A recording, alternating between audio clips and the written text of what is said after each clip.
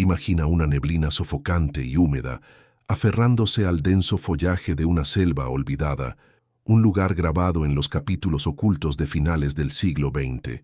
El aire mismo se sentía pesado, espeso con el aroma a tierra húmeda, hojas en descomposición y un subyacente regusto metálico que insinuaba un tiroteo distante e invisible. Cada sombra que se extendía sobre el terreno irregular no era meramente un juego de luces y oscuridad, era una amenaza potencial, un depredador silencioso esperando para atacar. Cada crujido de hojas, cada chasquido de una rama, era amplificado por el silencio opresivo, transformándose instantáneamente en un presagio de fatalidad, un susurro de un enemigo que se movía como un fantasma. Este no era el campo de batalla convencional descrito en los libros de historia, donde se trazaban líneas y los ejércitos chocaban abiertamente. No, este era un laberinto de miedo, un infierno verde donde el enemigo era invisible, sus tácticas brutales y su tecnología a menudo superior. Era un lugar donde las doctrinas militares tradicionales, perfeccionadas a lo largo de siglos de guerra abierta, resultaban completamente inútiles, dejando a los soldados vulnerables y desesperados. El conflicto en sí era una lucha agotadora e implacable, muy alejada de las grandes narrativas de las guerras mundiales. Era una conflagración localizada, una batalla de poder librada en las sombras, pero sus apuestas no eran menos profundas para aquellos atrapados en su agarre implacable. Las fuerzas estadounidenses se encontraron enredadas en una campaña agotadora, combatiendo a un adversario que parecía materializarse de la misma tierra bajo sus pies, solo para desvanecerse en la densa maleza tan rápidamente como aparecía. El enemigo no solo era escurridizo, era astuto, empleando tácticas de guerrilla que convertían cada patrulla en una apuesta, cada puesto de avanzada en una trampa mortal potencial. Sus capacidades de reconocimiento, a menudo subestimadas, eran escalofriantemente efectivas, permitiéndoles anticipar movimientos, establecer emboscadas devastadoras y atacar con precisión quirúrgica antes de desvanecerse de nuevo en el abrazo de la selva. El costo de esta guerra invisible era asombroso. Las bajas se acumulaban con una sombría regularidad, siendo cada pérdida un duro recordatorio de la insuficiencia de las defensas existentes. La moral, que antes era un baluarte contra la presión implacable, comenzó a debilitarse bajo la tensión de la vigilancia constante y la amenaza siempre presente de lo desconocido. Los líderes, entrenados en la guerra convencional, vieron sus estrategias desmanteladas por un enemigo que se negaba a luchar según reglas establecidas. Los tanques y la artillería, símbolos de poder abrumador, a menudo eran inútiles en los confines sofocantes de la selva, o fácilmente superados por unidades ágiles y rápidas. El tejido mismo de las operaciones militares comenzó a desmoronarse, siendo reemplazado por una lucha desesperada y reactiva por la supervivencia. La necesidad de un nuevo enfoque, una desviación radical de la norma, no era solo urgente, era existencial. En este crisol de desesperación, donde la sabiduría convencional no ofrecía consuelo, comenzó a surgir un tipo diferente de mente. No era la mente de un general condecorado o un brillante táctico de una prestigiosa academia militar. En cambio, pertenecía a un individuo cuyo pensamiento poco ortodoxo no solo desafiaría las normas rígidas y establecidas de la guerra, sino que las destrozaría por completo. La historia, después de todo, no solo la escriben los vencedores de las grandes batallas, sino los innovadores silenciosos, los héroes anónimos que se atreven a mirar más allá de lo obvio, a encontrar soluciones donde otros solo ven obstáculos insuperables. El genio, resulta, a menudo surge de los lugares más inesperados, particularmente cuando el peso de toda una campaña recae sobre los hombros de aquellos dispuestos a pensar diferente. Bajo la aplastante presión de probabilidades abrumadoras, una sola idea no convencional, nacida del más humilde de los orígenes, resultaría ser el cambio de juego definitivo, cambiando el rumbo en un conflicto que parecía imposible de ganar. Esta era una guerra donde la velocidad y el sigilo del enemigo eran sus mayores activos, especialmente su uso de vehículos de reconocimiento ligeros y ágiles. Estos jeeps de reconocimiento, Recon Jeeps, como se les llamaba a menudo, no eran mastodontes blindados, sino depredadores veloces, casi silenciosos, diseñados para infiltrarse, observar e informar, allanando el camino para ataques más grandes y devastadores. Eran los ojos y oídos del enemigo, deslizándose por los senderos de la selva, evadiendo fortificaciones tradicionales y reuniendo inteligencia que condujo a innumerables emboscadas y pérdidas devastadoras para las fuerzas estadounidenses. Su capacidad para moverse rápidamente a través de terrenos difíciles, para aparecer y desaparecer sin previo aviso, los hacía prácticamente inmunes a las defensas pesadas y estáticas que eran la piedra angular de la doctrina militar. ¿Cómo detienes algo que apenas puedes ver?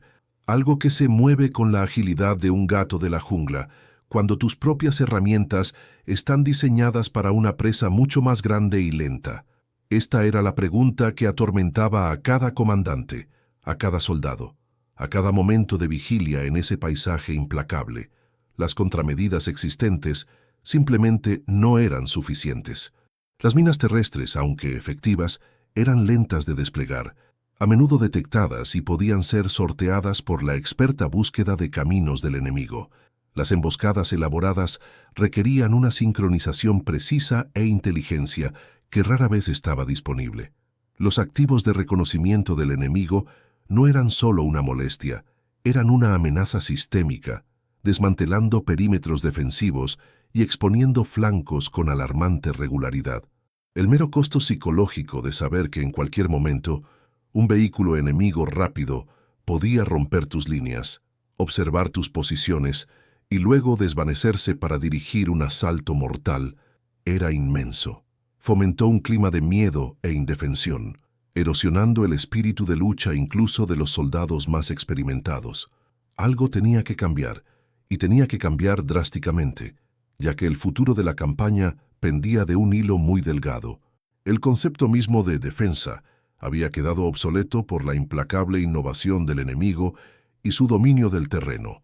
El tiempo para las respuestas convencionales había terminado. Había llegado el momento de una solución desesperada, audaz y quizás incluso loca. En este clima de desesperación creciente y estancamiento estratégico, surgió una figura no de los salones venerables de las academias militares, sino de las filas de lo común, un hombre cuya mente era todo menos ordinaria. Conozcan al sargento Elias Thorne, un nombre ahora en gran parte olvidado por las historias oficiales, pero grabado en la memoria de los hombres que lucharon a su lado. Thorne no era un militar de carrera en el sentido tradicional, no era de los que seguían meticulosamente cada regulación o se adherían estrictamente a la cadena de mando. Antes de que la guerra lo arrastrara a su abrazo implacable, era un mecánico en la zona rural de Pensilvania, pasando su juventud con los codos llenos de grasa y piezas de motor. Sus manos conocían el peso de las herramientas, el intrincado baile de los engranajes y el sutil lenguaje del metal bajo estrés. Era un manitas, un observador natural de cómo funcionaban las cosas o, lo que es más importante, cómo fallaban al funcionar. Esta perspectiva de forastero, esta practicidad civil, fue precisamente lo que lo convirtió en una anomalía en la rígida estructura militar. Mientras otros veían un problema y buscaban un procedimiento operativo estándar, Thorne veía una oportunidad para la reinvención, una posibilidad de doblar la realidad a su voluntad.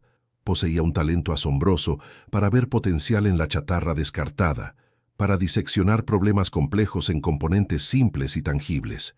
Las anécdotas de su servicio inicial pintaban la imagen de un hombre a menudo incomprendido, a veces ridiculizado.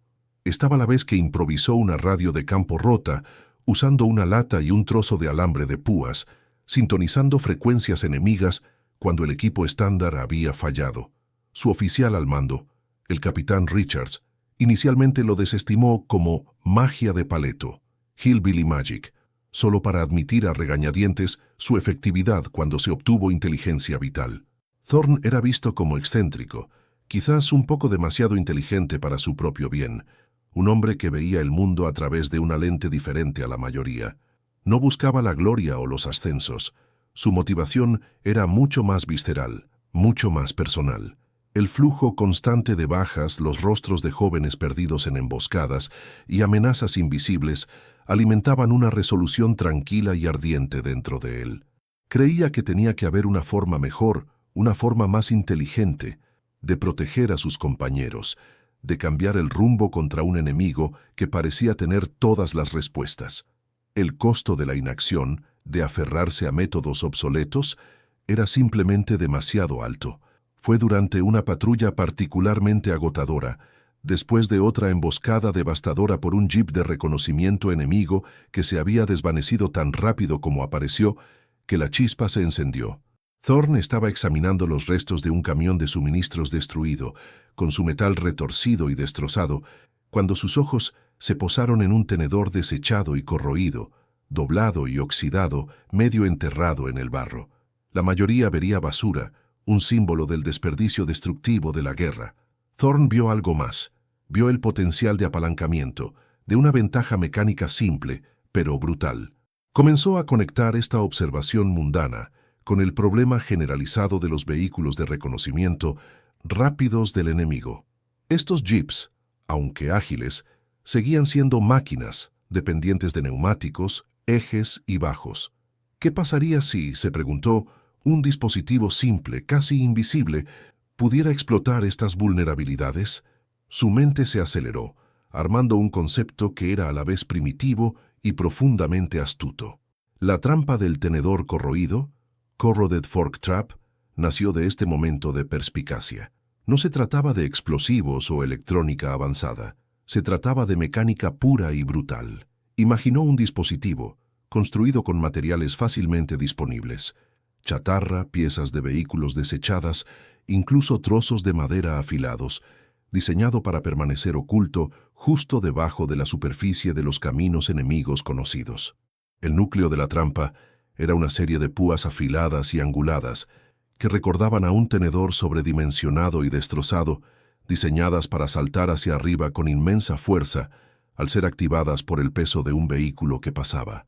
Estas púas, a menudo hechas de acero endurecido recuperado de resortes viejos o incluso barras de refuerzo, estaban diseñadas no solo para pinchar neumáticos, sino para rasgar violentamente los bajos, cortando las líneas de freno, dañando los ejes o incluso empalando el bloque del motor. El tenedor corroído en su nombre era un guiño a sus humildes orígenes y a los materiales aparentemente inofensivos con los que fue forjado, una simplicidad engañosa que desmentía su potencial destructivo. Con el diseño esbozado en la parte posterior de una caja de raciones, Thorne supo que tenía que presentar su idea. Consiguió una audiencia con sus superiores, el capitán Richards y el severo Mayor Thompson, en una tienda de mando improvisada, impregnada con el olor a café rancio y desesperación. Thorne expuso sus toscos dibujos, explicando la mecánica con una tranquila convicción. Describió cómo las trampas podían ser producidas en masa con recursos mínimos, desplegadas encubiertamente y asestar un golpe decisivo a los activos más escurridizos del enemigo. Pero la reacción fue inmediata y, predeciblemente, despectiva. ¿Una trampa hecha de qué? ¿Chatarra? ¿Sargento? Esto es la guerra, no un experimento de chatarrería, se burló el capitán Richards con la voz teñida de incredulidad. Necesitamos potencia de fuego, no folclore. Mis hombres se enfrentan a blindaje enemigo avanzado, no a una trampa explosiva hecha de utensilios de cocina. El mayor Thompson, un hombre que se enorgullecía de la ortodoxia táctica, simplemente negó con la cabeza, con una expresión de profunda decepción en su rostro. Sargento Thorne, aprecio su iniciativa, pero operamos bajo la doctrina militar establecida. Esta idea del tenedor corroído es poco práctica, infantil y, francamente, una pérdida de tiempo y recursos preciosos que podrían gastarse en defensas reales. ¿Qué pasa si uno de nuestros propios jeeps lo golpea? Esto no es un juego.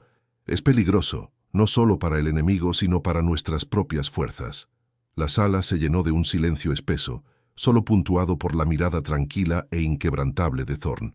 Intentó argumentar, explicar los matices de su despliegue, la focalización específica, pero sus palabras cayeron en oídos sordos.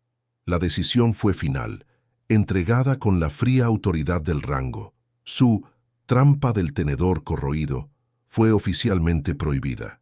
Considerada demasiado poco convencional, demasiado arriesgada y completamente por debajo de la dignidad de la ingeniería militar, la ingeniosa solución de Thorne fue relegada al basurero de las ideas descartadas.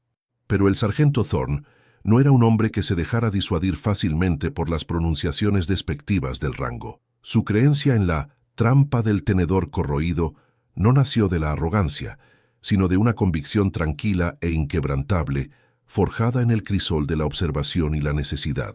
Para él, la prohibición era meramente un obstáculo burocrático, un impedimento a ser sorteado por el bien mayor. Sabía, con una certeza que trascendía los decretos oficiales, que su trampa no era solo una idea, sino una posible tabla de salvación para sus acosados compañeros. Así, bajo el manto del crepúsculo perpetuo de la selva y el denso dosel de la noche, Thorne comenzó su empresa secreta.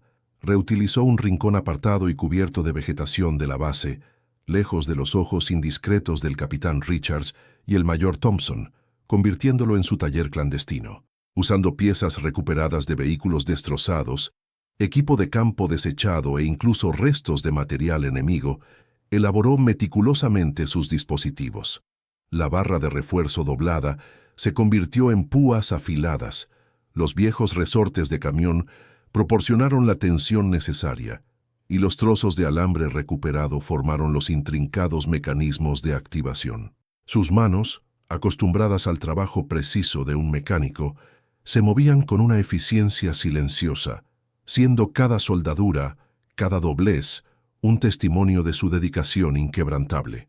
A menudo se escabullía durante las patrullas no oficiales, a veces fingiendo una necesidad de reconocimiento, a veces simplemente desvaneciéndose en el denso follaje con una mochila pesada con sus creaciones colgadas sobre su hombro.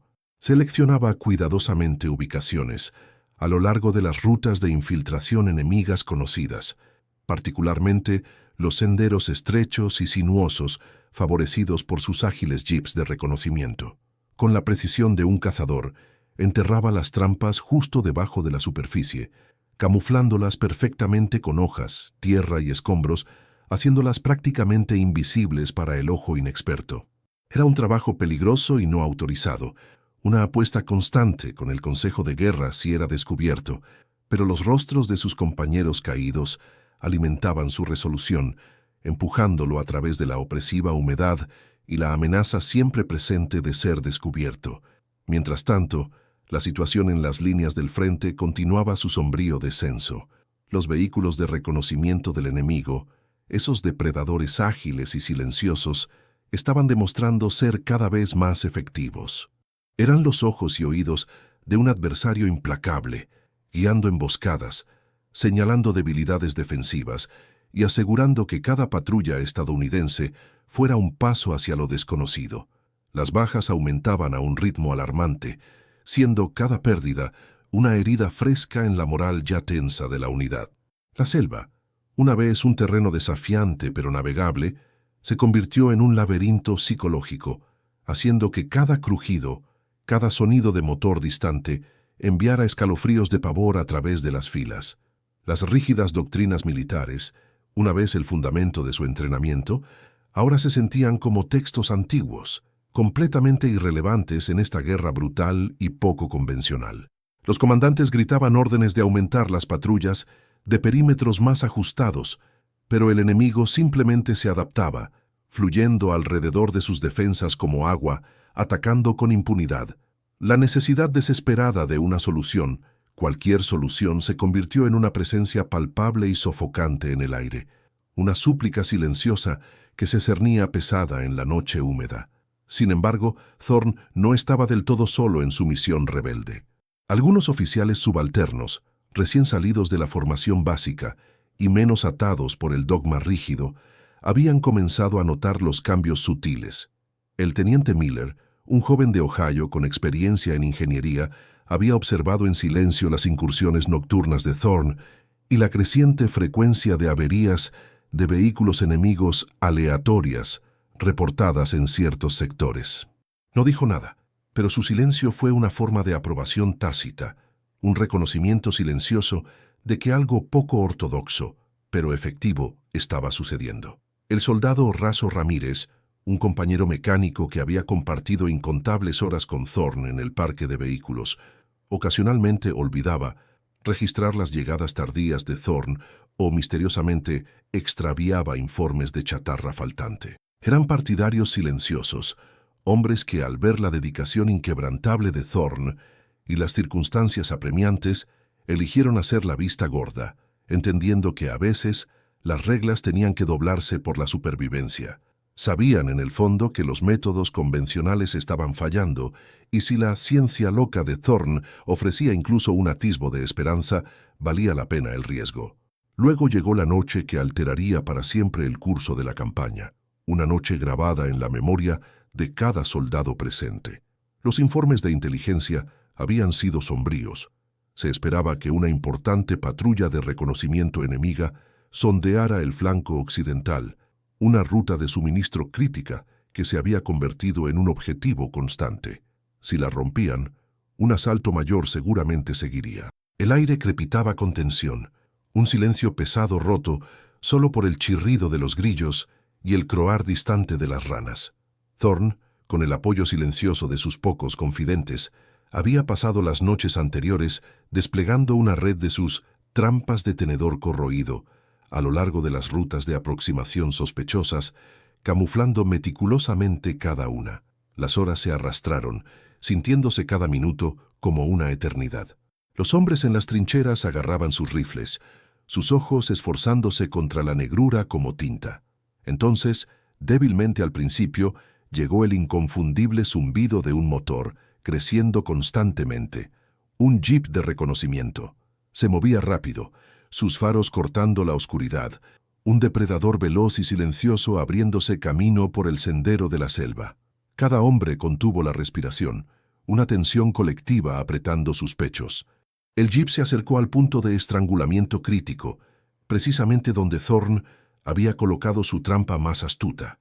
De repente, un chillido metálico, agudo y agonizante, rasgó la noche, seguido instantáneamente por una explosión ensordecedora que sacudió la tierra y envió temblores a través del denso suelo de la selva. El jeep, atrapado completamente por sorpresa, pareció tambalearse violentamente. Luego giró fuera de control, sus neumáticos chirriando como en protesta. Una explosión secundaria y amortiguada estalló en sus bajos, seguida por el crujido nauseabundo de metal retorcido y el silbido de fluidos que escapaban. El tenedor corroído había hecho su trabajo, no solo deshabilitando, sino destrozando por completo el avanzado vehículo de reconocimiento del enemigo.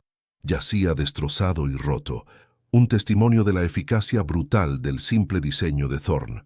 El caos estalló.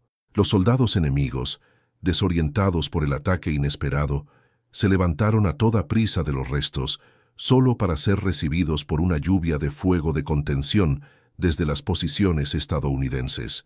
La patrulla, una vez una unidad cohesiva, era ahora un desorden disperso y roto. A medida que el humo se disipó y los sonidos de los disparos esporádicos se desvanecieron, un silencio espeluznante regresó, más espeso y más profundo que antes. El jeep enemigo, una vez un símbolo de su superioridad tecnológica, era ahora un montón de metal retorcido, su misión de reconocimiento total y violentamente terminada. La reacción inicial del puesto de mando fue una mezcla de confusión e incredulidad. El capitán Richards, despertado de un sueño inquieto, exigió respuestas. ¿Qué diablos pasó ahí fuera? ¿Artillería? ¿Un campo de minas del que no sabíamos? El mayor Thompson, con el rostro como una máscara de desconcierto, ordenó una investigación inmediata de la anomalía.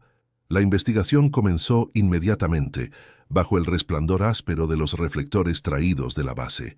Un equipo de ingenieros y expertos en municiones, generalmente acostumbrados a analizar armamento convencional, examinó meticulosamente los restos retorcidos del jeep de reconocimiento enemigo.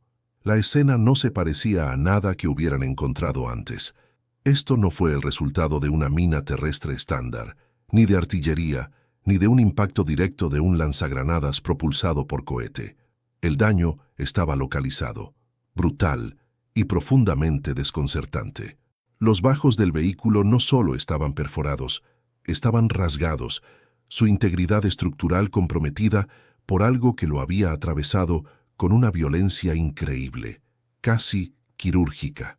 Las líneas de freno estaban cortadas, los ejes estaban destrozados sin posibilidad de reparación, e incluso el bloque del motor mostraba signos de un impacto catastrófico desde abajo, no de una explosión, sino de una fuerza perforante y ascendente.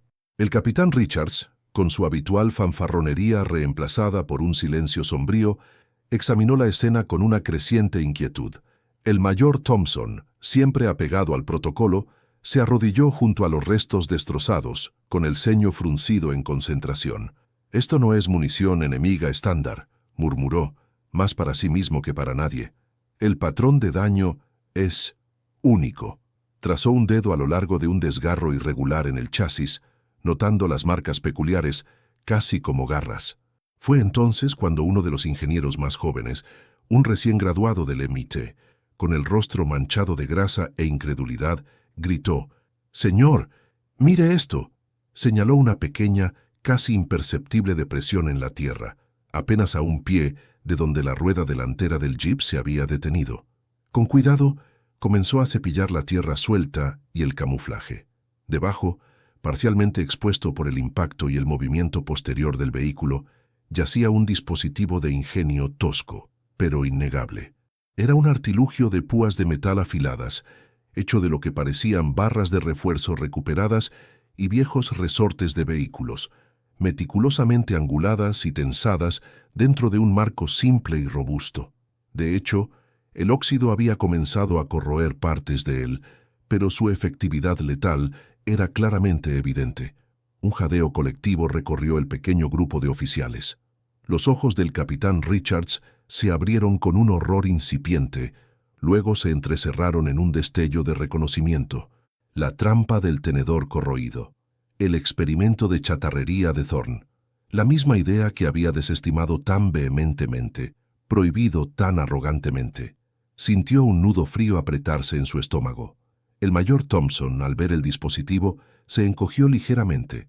Luego se inclinó más, su desconcierto inicial dando paso a una comprensión a regañadientes, luego profunda. La simplicidad, la brutal eficiencia del mismo, eran innegables.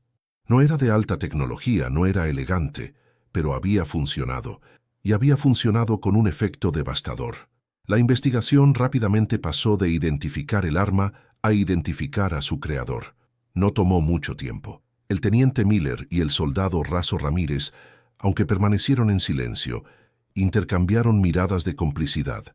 El rastro de la chatarra faltante y las excursiones nocturnas de Thorne de repente encajaron para el personal de mando. El sargento Elias Thorne fue convocado no a la prisión como podría haber temido, sino a una tensa y silenciosa sesión informativa en la tienda de mando improvisada. Se paró ante sus superiores con la postura recta, una tranquila desafío en sus ojos, esperando lo peor.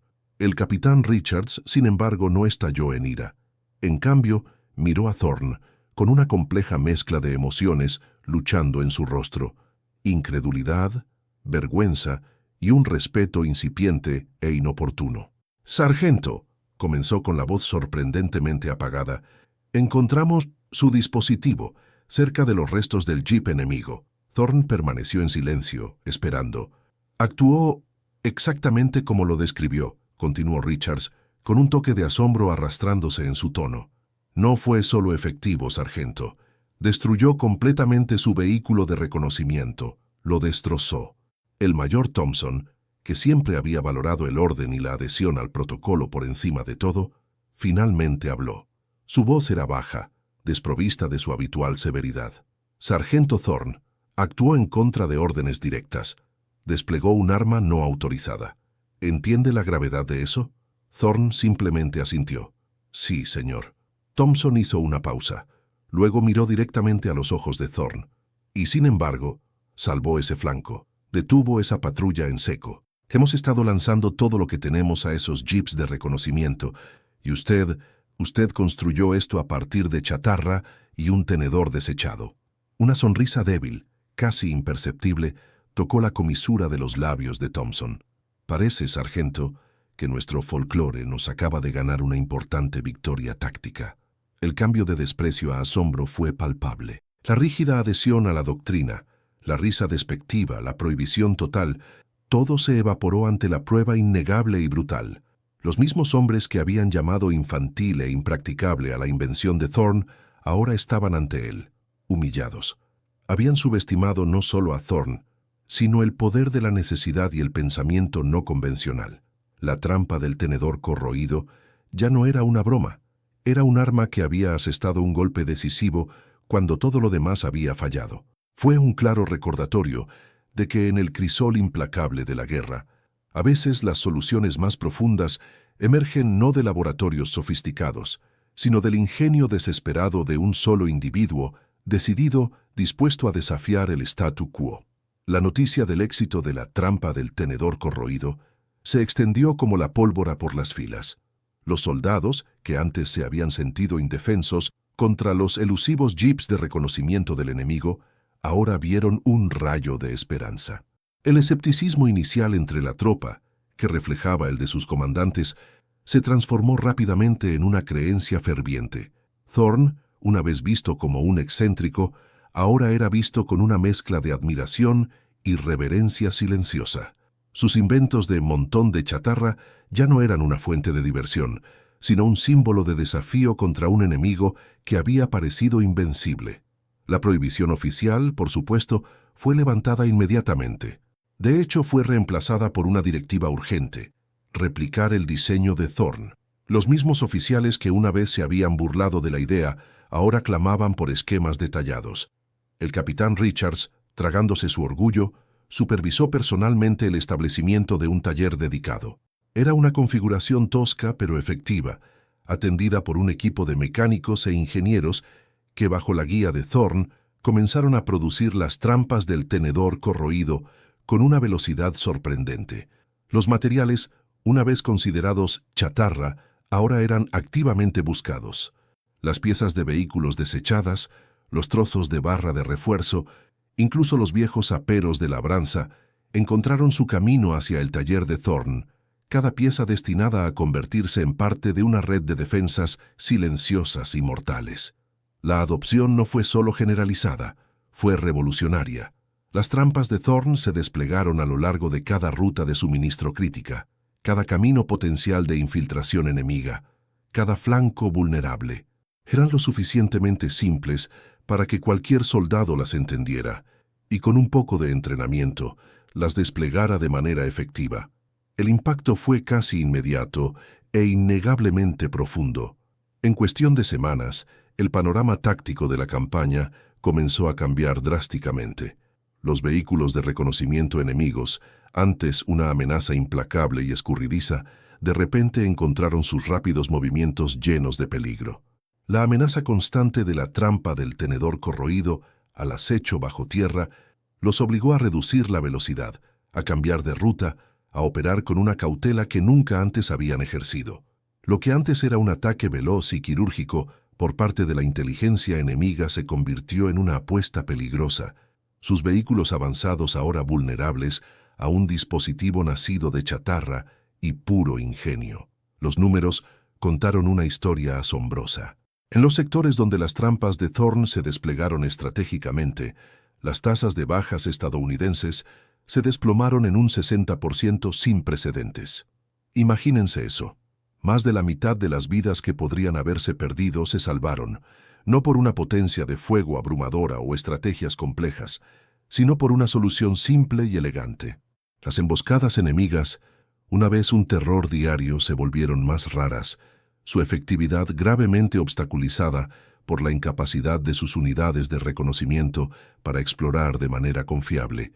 Los convoyes de suministros se movieron con una confianza recién descubierta, y las patrullas se aventuraron con un paso ligeramente más ligero, sabiendo que los guardianes invisibles estaban al acecho. El efecto psicológico en ambos lados fue inmenso. Para las tropas estadounidenses, fue un muy necesario impulso a la moral, una señal tangible de que podían contraatacar, de que la innovación podía superar de hecho la superioridad tecnológica. Para el enemigo, infundió un nuevo tipo de miedo, el miedo a lo desconocido, a una amenaza silenciosa e invisible que podía paralizar sus activos más vitales sin previo aviso. El sargento Elias Thorne, el tranquilo mecánico que se había atrevido a desafiar a sus superiores, se encontró como receptor de un reconocimiento tranquilo, pero profundamente significativo. No hubo desfiles ni grandes ceremonias. Esa no era la forma de Thorne, ni era la forma de los hombres que realmente entendían la naturaleza de su contribución. En cambio, recibió una mención honorífica, entregada personalmente por el mayor Thompson, quien, con una rara y genuina sonrisa, reconoció el profundo error de juicio que él y el capitán Richards habían cometido. Fue una disculpa silenciosa, un testimonio del hecho de que incluso las mentes más rígidas podían ser influenciadas por resultados innegables. Thorne la aceptó con su humildad habitual, con la tranquila satisfacción de un trabajo bien hecho grabada en su rostro. No buscó la gloria ni la fama. Su única motivación siempre había sido proteger a sus compañeros, encontrar una forma mejor. Y cuando el conflicto finalmente terminó, Thorne, fiel al espíritu de muchos héroes anónimos, se desvaneció de nuevo en el anonimato relativo. Regresó a su vida tranquila, quizás de vuelta a su garaje en la zona rural de Pensilvania, sus manos trabajando una vez más en la intrincada mecánica de la vida civil. Su extraordinaria contribución al esfuerzo de guerra, en gran parte no escrita en los anales oficiales, pero profundamente arraigada en la memoria de los hombres cuyas vidas había salvado. Su historia, sin embargo, resuena con profundas lecciones, haciéndose eco a través del tiempo y recordándonos verdades perdurables. La primera, y quizás la más poderosa, es que la persistencia triunfa sobre el escepticismo generalizado. Thorne se enfrentó al ridículo, al desprecio y a una prohibición total. Sin embargo, nunca vaciló en su creencia en la trampa del tenedor corroído. Entendió que la verdadera innovación a menudo tiene que abrirse camino a través de capas de dogma establecido y resistencia arraigada. Su compromiso inquebrantable demuestra que a veces las batallas más grandes no se libran en el frente, sino en la tranquila convicción de un individuo contra las dudas de muchos. En segundo lugar, la saga de la trampa del tenedor corroído es un claro recordatorio de que la simplicidad, nacida de la necesidad, a menudo puede superar desafíos complejos y de alta tecnología. En una guerra cada vez más definida por el armamento avanzado y la maquinaria sofisticada, la solución de Thorne fue una maravilla de ingeniería primitiva. No se trataba de más poder o más tecnología, se trataba de comprender una vulnerabilidad fundamental y explotarla con las herramientas más básicas. Nos enseña que la elegancia no siempre se trata de complejidad, sino de encontrar el camino más directo y efectivo hacia una solución, independientemente de sus humildes orígenes. En tercer lugar, esta narrativa subraya que la verdadera innovación emerge frecuentemente de los márgenes, a menudo inicialmente desestimada por el establishment. La jerarquía militar, con sus estrictos protocolos y pensamiento convencional, casi sofoca una idea que cambiaba el juego. Thorne era un forastero, un mecánico, no un general o un ingeniero de alto rango. Su perspectiva, sin la carga de doctrinas rígidas, le permitió ver lo que otros no podían. Es un poderoso llamado a escuchar a aquellos que piensan diferente, a reconocer que las ideas innovadoras pueden venir de cualquier lugar, especialmente de aquellos que están más cerca del problema, enfrentando sus realidades diarias. Finalmente, el legado del sargento Elias Thorne nos recuerda que los mayores héroes no siempre son los que empuñan las armas más grandes o comandan los ejércitos más grandes. A menudo son aquellos que se atreven a pensar diferente, a desafiar el statu quo, a encontrar soluciones ingeniosas, donde otros solo ven obstáculos insuperables. Su historia es un testimonio del poder del ingenio humano, la resiliencia y el coraje tranquilo para seguir un camino no convencional, incluso cuando significa estar solo. Así que, ¿dónde en su propia vida o en la sociedad en general podría estar sofocándose el pensamiento no convencional?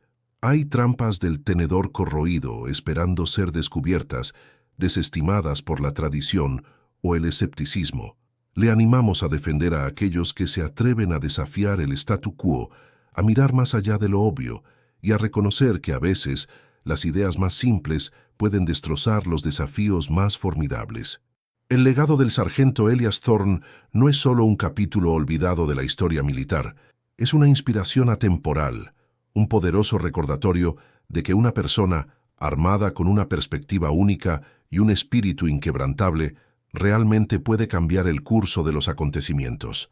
Si la historia de Thorne resonó con usted y cree en el poder del pensamiento no convencional, por favor, presione el botón Me gusta. Comparta sus pensamientos en los comentarios de abajo. ¿Alguna vez ha visto una idea simple cambiarlo todo? Y suscríbase a nuestro canal para más historias no contadas de ingenio y perseverancia. Su apoyo nos ayuda a sacar a la luz estas increíbles narrativas históricas.